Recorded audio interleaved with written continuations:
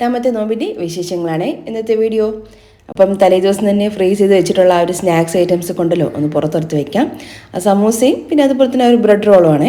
അപ്പോൾ അത് ഞാൻ ഫില്ല് ചെയ്തിട്ട് ഫ്രീസറിൽ വെച്ചിട്ടുണ്ടായിരുന്നു. അപ്പോൾ ഒരു 4-4:30 ആയ സമയത്താണ് ഞാൻ കിച്ചണിലോട്ട് വന്നത് തന്നെ.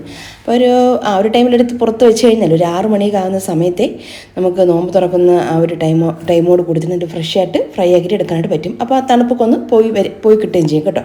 അപ്പോൾ അതൊക്കെ ഒന്നെടുത്ത് പുറത്ത് വെച്ചിട്ടുണ്ടായിരുന്നു കേട്ടോ. പിന്നെ പാല് തിളപ്പിക്കാനായിട്ട് വെച്ചിട്ടുണ്ട്. പിന്നെ ഇതുണ്ടല്ലോ, നമ്മൾ അന്ന് പത്തിരി തയ്യാറാക്കിയില്ലേ, അപ്പോൾ അതിൻ്റെ സൈഡിൽ നിന്ന് ഇങ്ങനെ വെട്ടിയെടുത്തിട്ടുണ്ടായിരുന്നില്ല അങ്ങനെ. ആ സംഭവം എല്ലാം കൂടെ ഞാൻ ഒരു പാത്രത്തിലാക്കി വെച്ചതാണ്. ആ ഒരു മാവ് എന്തെങ്കിലും ഇനി അടുത്തെപ്പോഴെങ്കിലും ഉറട്ടിയോ പിന്നെ അതുപോലെ തന്നെ പത്തിരി എന്തെങ്കിലും തയ്യാറാക്കുന്ന സമയത്ത് എടുക്കാം എന്ന് കരുതിയിട്ട് ഫ്രിഡ്ജിൽ വെച്ചതാണ് കേട്ടോ. സാധാരണ എന്തെങ്കിലും ഫ്രിഡ്ജിലോട്ട് ഇങ്ങനെയുള്ള ഐറ്റംസ് കയറ്റി കഴിഞ്ഞാൽ പിന്നെ അത് കളയാനായിരിക്കും എടുക്കുന്നത്. ആദ്യമായിട്ടാണ് ഇങ്ങനത്തെ ഒരു സംഭവം. അപ്പോൾ ഞാൻ എന്തായാലും അതെടുത്തിട്ട് അത്യാവശ്യം കുറച്ച് ക്വാണ്ടിറ്റി ഉണ്ടായിരുന്നു കേട്ടോ. ആ ഒരു സൈഡ് മൊത്തത്തിൽ നമ്മൾ കുറേ പത്തിരി ഉണ്ടാക്കിയല്ലോ, വെട്ടി എടുത്ത കുറേ ഉണ്ടായിരുന്നു. അപ്പോൾ ഞാൻ അതെല്ലാം കൂടെ ഒന്ന് മിക്സിയിൽ ചെറിയ ജാറിലേക്ക് ഇട്ടിട്ട് കുറച്ചായിട്ട് ചേർത്തിട്ട് അത് പൊടിച്ച് വെച്ചിട്ടുണ്ട്. ഈ ഒരു പാകം കണ്ടപ്പം പുട്ട് തയ്യാറാക്കാമെന്ന് തോന്നുന്നു. തയ്യാറാക്കി ചിലപ്പോൾ ശരിയാവോ ഇല്ലെന്ന് അറിഞ്ഞൂടാ. അതുകൊണ്ട് ഞാൻ വിചാരിച്ചു എന്തായിരുന്നാലും ഉരുട്ടി തയ്യാറാക്കിയെടുക്കാമെന്ന്. അപ്പോൾ ഒരു പാത്രത്തിൽ ഞാൻ കുറച്ച് വെള്ളം വെച്ച് കൊടുത്തിട്ടുണ്ട്. അതിലേക്ക് ആവശ്യത്തിന് ഉപ്പും കൂടെ ചേർത്ത് കൊടുത്തിട്ട് നന്നായിട്ട് തന്നെ ഒന്ന് തിളപ്പിച്ചിട്ടെടുക്കാം. ഇനി ഇതിലേക്ക് ചിരകി വെച്ചിട്ടുള്ള തേങ്ങ ചേർത്ത് കൊടുക്കാം. നമ്മൾ ഈ ഒരു തേങ്ങ ചിരകി എടുത്തതിന് ശേഷം മിക്സിയുടെ ജാറിലേക്ക് മാറ്റിയിട്ട് കുറച്ച് വെള്ളം കൂടി ഒഴിച്ചിട്ടൊന്ന് അരച്ച് ചേർത്ത് കൊടുത്താലും മതി. അല്ലെങ്കിൽ നമ്മൾ ചെറുതായിട്ട് ചിരകി എടുത്തതിന് ശേഷം അത് ചേർത്താലും മതി കേട്ടോ. പിന്നെ നമ്മളിത് പൊടിച്ച് വെച്ചിട്ടുള്ള ഒരു മാവുണ്ടല്ലോ, അത് ചേർത്ത് കൊടുക്കാം. ഇത് മാത്രം തികയില്ല, നമുക്കിതിൻ്റെ കൂടെ കുറച്ചും കൂടെ പൊടിമാവും കൂടെ ചേർത്ത് കൊടുക്കാം കേട്ടോ. അതായത് ഇടിയപ്പം പത്തിരിക്ക് തയ്യാറാക്കുന്ന ഒരു വറുത്ത പച്ചരി മാവ് തന്നെയാണ്. അത് ഞാൻ കുറച്ചായിട്ട് ചേർത്തിട്ടൊന്ന് ഇളക്കി നോക്കുന്നുണ്ട്. പാകമാവുന്ന സമയത്ത് നമുക്ക് ആ ഒരു പൊടിയിടുന്ന ഇതങ്ങ് നിർത്താം കേട്ടോ. ആ ഒരു മാവ് ഞാൻ ഇടയ്ക്കിടയ്ക്കൊന്ന് ഇട്ടിട്ടൊന്ന് മിക്സ് ചെയ്ത് നോക്കുന്നുണ്ടായിരുന്നേ. അപ്പം കുറവാണൊക്കെ തോന്നി. പിന്നെ വീണ്ടും പൊടി ഇട്ടിട്ട് നന്നായിട്ട് എല്ലാം കൂടെ ഒന്ന് യോജിപ്പിച്ച് നിർത്തിയിട്ടുണ്ട്. അപ്പോൾ പാകമായിട്ടുണ്ട് കേട്ടോ. ഇത് മതി, ഒരു അളവ് മതി. ഇനി ഒന്ന് തണുത്ത് വരുന്ന സമയത്തെ ഒരുപാട് തണുക്കാനായിട്ട് നിൽക്കണ്ട, ചെറിയൊരു ചൂടോട് കൂടിയിട്ട് തന്നെ നമുക്ക് എടുത്തിട്ട് നന്നായിട്ട് കൈ കൊണ്ടൊന്ന് മിക്സ് ചെയ്ത് ചെറിയ ബോൾസ് ആക്കിയിട്ടൊന്ന് എടുക്കാം. നന്നായിട്ട് കുഴച്ചെടുത്തിട്ടുണ്ട്. ഒരുപാട് ചൂട് കൂടുതലാണെന്ന് തോന്നിക്കഴിഞ്ഞാൽ കയ്യിൽ ജസ്റ്റ് ഒന്ന് വെള്ളം നനച്ചതിന് ശേഷം ഒന്ന് കുഴച്ചെടുത്താൽ മതി. അല്ലെങ്കിൽ കയ്യിൽ ഒട്ടിപ്പിടിക്കുന്ന ഭാഗമാണെന്നുണ്ടെങ്കിലും ജസ്റ്റ് കൈ ഒന്ന് നനയ്ക്കുക, പിന്നെ നമ്മൾ നന്നായിട്ട് കുഴച്ചെടുത്താൽ മതിയാകും. പിന്നെ അതിന് ശേഷം അതിൽ നിന്ന് ചെറിയ ബോൾസാക്കി ഞാൻ ഒന്ന് മാറ്റി വയ്ക്കുന്നുണ്ട്. ഒരുപാട് തേങ്ങ ചേർത്തിട്ടില്ല, പക്ഷെ നമ്മളെപ്പോഴും ഉരുട്ടിക്ക് കുറച്ച് കൂടുതൽ തേങ്ങ ചേർക്കുന്നതാണ് ഉരുട്ടിക്ക് ഒന്നും കൂടെ ടേസ്റ്റ് നല്ലത് കേട്ടോ. കുറച്ച് തേങ്ങ ചിരകിയത് ഉണ്ടായിരുന്നുള്ളൂ ഫ്രിഡ്ജിൽ, ഇനിയും മടിച്ചിട്ടാണ് കേട്ടോ. ചെറിയൊരു മടി പിടിച്ചു ആ സമയത്ത്. അപ്പോൾ ഞാൻ പിന്നെ ഉള്ളതങ്ങ് ചേർത്തുന്നുള്ളേ. കുറച്ചും കൂടെ തേങ്ങ വേണമായിരുന്നു പിന്നെ എനിക്ക് തോന്നി. അപ്പോൾ ചെറിയ ബോൾസാക്കി ഞാൻ ഒന്ന് മാറ്റി വെച്ചിട്ടുണ്ട്. പിന്നെ പത്തിരിക്ക് തയ്യാറാക്കുന്ന ഒരു പ്രസ്സിൽ വെച്ചിട്ട് ഒന്ന് പ്രസ് ചെയ്തെടുക്കാം. ഈ ഒരു ടൈമിൽ ഞാൻ 2 പാൻ ഒന്ന് ചൂടാനോട്ട് സ്റ്റൗവിലോട്ട് വെച്ചിട്ടുണ്ട് കേട്ടോ. തവ നന്നായിട്ട് ചൂടായിട്ട് വന്നതിന് ശേഷം വേണം നമ്മൾ ഈ ഒരു ഉരുട്ടി അതിലേക്ക് വെച്ചെടുക്കാൻ കേട്ടോ. അപ്പം ഒരു സൈഡൊന്നായി വരുന്ന സമയത്തെ പതുക്കെ നമുക്ക് കണ്ടൊന്ന് തിരിച്ച് വെച്ച് കൊടുക്കാം. അപ്പോൾ 2 സൈഡും ചെറുതായിട്ടൊന്ന് കുക്കായി വന്നതിന് ശേഷം നമുക്ക് തിരിച്ച് മറിച്ച് വിട്ടിട്ട് ഇതുപോലെ ഒന്ന് ഒരു ചട്ടുകം വെച്ചിട്ട് ഒന്ന് അമർത്തി കൊടുക്കാം. അപ്പോൾ നന്നായിട്ട് ഇങ്ങനെ പൊള്ളിച്ച് കിട്ടിക്കോളും. അപ്പോഴെല്ലാം മാവ് ഞാൻ ഇതുപോലെ തന്നെ ഒന്ന് റെഡിയാക്കി എടുക്കുന്നുണ്ട് കേട്ടോ. ഇത് കുറച്ചൊന്ന് കുക്കായി വരാൻ കുറച്ച് ടൈം എടുക്കും. അപ്പോൾ അതനുസരിച്ചിട്ട് നമ്മൾ വേവിച്ചെടുത്താൽ മതിയാകും. ഇതെല്ലാം റെഡിയാക്കി ഒന്ന് മാറ്റി വെച്ചിട്ടുണ്ട്. ഇനി നമുക്കൊരു ചിക്കൻ കറി തയ്യാറാക്കിയിട്ടെടുക്കാം. അപ്പോൾ ഒരു കുക്കറിലുണ്ട് ഞാൻ റെഡിയാക്കി എടുക്കുന്നത്. അപ്പോൾ കുക്കറിലേക്ക് ഒരു 1-2 ടേബിൾ സ്പൂൺ വെളിച്ചെണ്ണ ചേർത്തെടുക്കാം. വളരെ കുറച്ച് ചിക്കൻ മാത്രമേ കറി വയ്ക്കുന്നുള്ളൂ കേട്ടോ. അപ്പോൾ ഒരു 1-2 ടേബിൾ സ്പൂൺ വെളിച്ചെണ്ണ ചേർത്തെടുക്കാം. എണ്ണ നന്നായിട്ടൊന്ന് ചൂടായി വരട്ടെ. ഇതിലേക്ക് ഒരു 5-6 ചെറിയ ഉള്ളിയും ഒരു 8-10 അല്ലി വെളുത്തുള്ളിയും ഒരു പീസ് ഇഞ്ചി, ഒരു 3-4 പച്ചമുളക്, ഇത്രയും കൂടെ ഒന്ന് തൊലി കളഞ്ഞൊന്ന് കഴുകിയെടുത്തതിന് ശേഷം മിക്സിയിൽ ചെറിയ ജാറിലേക്ക് മാറ്റി ഒന്ന് ക്രഷ് ചെയ്തെടുക്കണം കേട്ടോ. നമ്മൾ ഒരുപാട് പേസ്റ്റാക്കി എടുക്കല്ലേ, എങ്കിൽ കറിയുടെ ടേസ്റ്റ് അപ്പാടെ അങ്ങ് പോകും. ഒന്ന് ചതച്ചെടുത്താൽ മതിയാകും. പിന്നെ ഒരു 2 സവാളം തൊലി കളഞ്ഞ് കഴുകിയതിന് ശേഷം അതും ഒന്നിനെ സ്ലൈസ് ആക്കിയിട്ടൊന്ന് വെച്ചിട്ടുണ്ടേ. ഒരു ഇഞ്ചി വെളുത്തുള്ളി പച്ചമുളക് ചെറിയ ഉള്ളിയൊക്കെ ചേർത്ത് കൊടുത്തിട്ട് നന്നായിട്ട് തന്നെ ഒന്ന് വഴറ്റിയെടുക്കാം. ഒന്ന് മൊരിഞ്ഞ് വരണം കേട്ടോ. ആ ഒരു പാകം വരെ ഒന്ന് വഴറ്റിയെടുക്കാം. ഒരു പെപ്പർ ചിക്കനാണ് കേട്ടോ പ്ലാൻ ചെയ്യുന്നത്. മുളക് പൊടി ഇട്ടാൽ സാധാരണ ചിക്കൻ കറിയാവും. മുളക് പൊടിക്ക് പകരം നമ്മൾ കുറച്ച് കുരുമുളക് പൊടിയാണ് ചേർക്കുന്നതെങ്കിൽ അത് പെപ്പർ ചിക്കൻ. അതാണ് എൻ്റെ ഒരു പെപ്പർ ചിക്കൻ എന്ന് പറയുന്നത്. അപ്പോൾ ഒരു ഇഞ്ചി വെളുത്തുള്ളി എണ്ണ കുറവായിരുന്നു, അപ്പോൾ ഞാൻ കുറച്ചും കൂടെ ഒഴിച്ച് കൊടുത്തിട്ടുണ്ടേ. നന്നായിട്ട് തന്നെ ഒന്ന് വഴറ്റിയെടുക്കാം. ഒന്ന് മുരിഞ്ഞൊന്ന് വരട്ടെ. അപ്പോൾ ആ ചിക്കൻ കറിക്ക് നല്ലൊരു ടേസ്റ്റും ഫ്ലേവറൊക്കെ ഒന്ന് കിട്ടുള്ളൂ. അതൊന്ന് റെഡി ആയിട്ടുണ്ട്. ഇനി കട്ട് ചെയ്ത് വെച്ചിട്ടുള്ള 2 സവാള നമുക്ക് ചേർത്ത് കൊടുക്കാം. സവാളയും നല്ല രീതിയിൽ ചെന്ന് വഴറ്റിയെടുക്കണേ. നന്നായിട്ടൊന്ന് കുക്കായി വരണം. അതുവരെ നമുക്കിതുപോലെ ഒന്ന് ഇളക്കി കൊടുക്കാം. അല്ലെങ്കിൽ ജസ്റ്റ് ഒന്ന് ഇളക്കിയതിന് ശേഷം ഉണ്ടല്ലോ ഫ്ലെയിം നല്ലോണം കുറച്ചിട്ട് ആ ഒരു കുക്കറിൻ്റെ അടപ്പ് കൊണ്ടൊന്ന് അടച്ചൊന്ന് വേവിച്ചെടുത്താലും മതി. നമ്മൾ അങ്ങനെ ചെയ്യുമ്പോൾ ഒരു കറിക്ക് വേറൊരു ടേസ്റ്റ് വരും. നമ്മളിങ്ങനെ ഇങ്ങനെ വഴറ്റി കൊടുത്ത് ഇങ്ങനെ ചെയ്യുമ്പം ആ ഒരു കറിക്ക് വേറൊരു ടേസ്റ്റാണ്.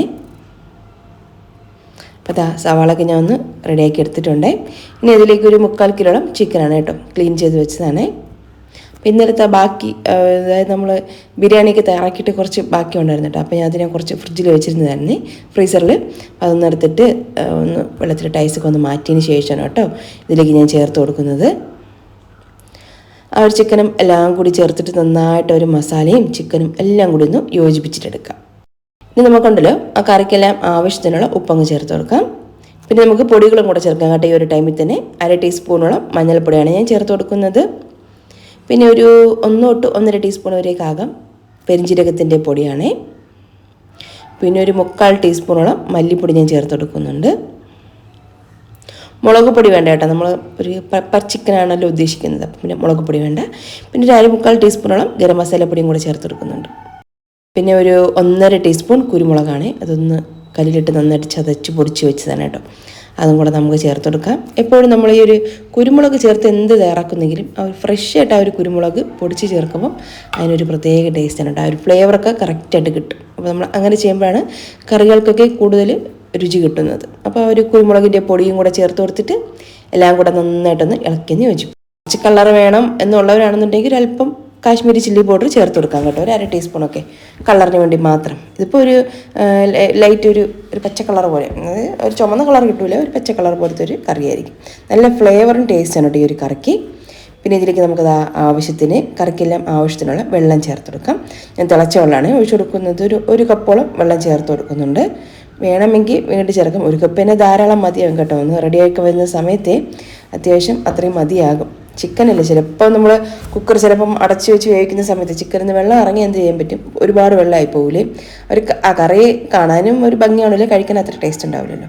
അപ്പോൾ നമുക്ക് എല്ലാം ഒരു പാകത്തിന് മതി. അപ്പോൾ ഒരു കപ്പ് വെള്ളം ഞാൻ ചേർത്ത് കൊടുത്തിട്ടുണ്ട്. എന്നിട്ട് എല്ലാം കൂടെ നന്നായിട്ടൊന്ന് ഇളക്കി യോജിപ്പിക്കുന്നുണ്ട്. വേണമെങ്കിൽ നമുക്ക് ആ ഒരു കുക്കറിൻ്റെ അടപ്പുകൊണ്ട് അടച്ചിട്ട് ഒരു 2-3 വിസിൽ കൊടുത്തിട്ടൊന്ന് വേവിച്ചിട്ട് ഫ്ലെയിം അങ്ങ് ഓഫ് ചെയ്യാം. കുക്കറിൽ ഒരു വിസിൽ വന്നതിന് ശേഷം ഉണ്ടല്ലോ ഫ്ലെയിം അങ്ങ് ഓഫ് ചെയ്യാം.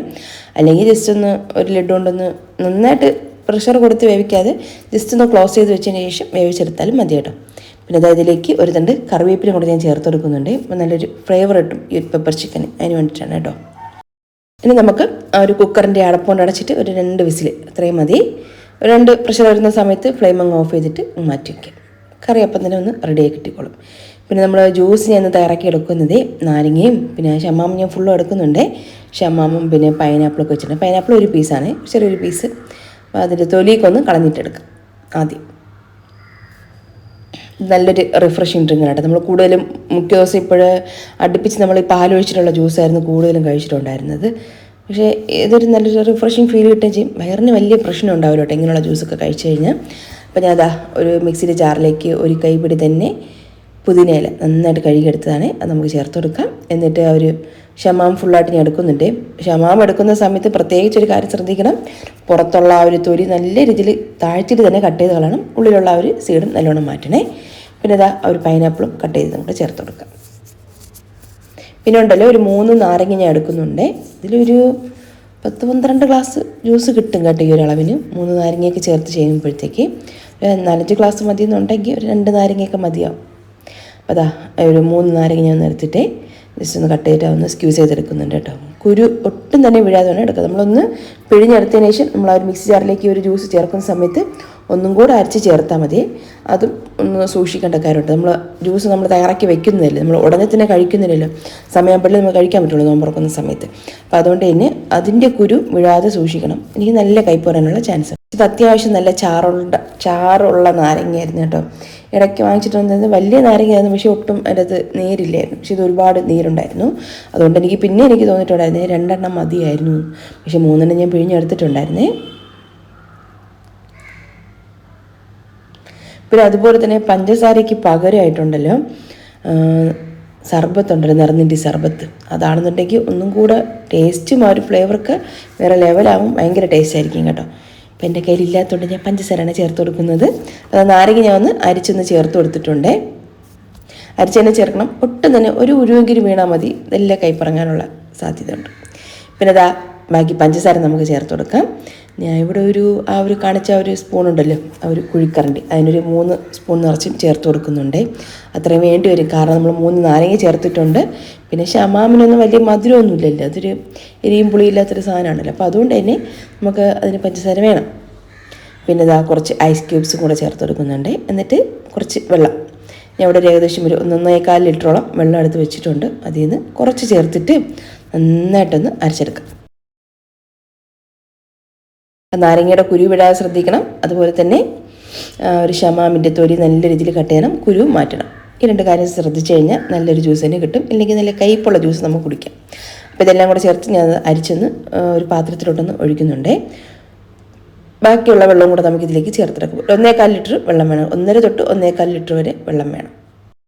അപ്പോൾ നമുക്കിതൊന്ന് അരിച്ചൊന്ന് എടുക്കാം. മൊത്തത്തിൽ ആ ജ്യൂസ് ഫുള്ളായിട്ട് ഒരു 2 ലിറ്റർ ഉണ്ട് കേട്ടോ.